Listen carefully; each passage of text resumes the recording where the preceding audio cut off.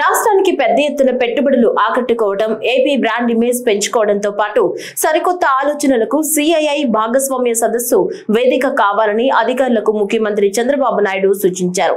ఆంధ్రప్రదేశ్ ను భారత ఆర్థిక సాంకేతిక ప్రగతిలో అగ్రగామిగా ప్రతిష్ఠించడమే లక్ష్యమని స్పష్టం చేశారు. విశాఖపట్నంలో నవంబర్ 14-15 తేదీల్లో రాష్ట్ర ప్రభుత్వం నిర్వహించ తలపెట్టిన సిఐఐ పార్ట్నర్షిప్ సమ్మిట్ సన్నాహకాలపై అమరావతిలోని రాష్ట్ర సచివాలయంలో అధికారులతో ముఖ్యమంత్రి సమీక్ష నిర్వహించారు.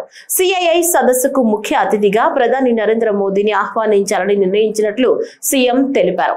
అలాగే వివిధ దేశాల వాణిజ్య మంత్రులను, leading global సీఈఓలను ఆహ్వానించాలని నిర్దేశించారు.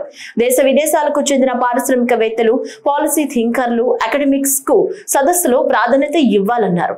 Global tech transformation, global trust పెంచుకోవటం, గ్లోబల్ ట్రేడ్ లో దేశం వాటా పెరగడం సదస్సు లక్ష్యంగా ఉండాలని సూచించారు.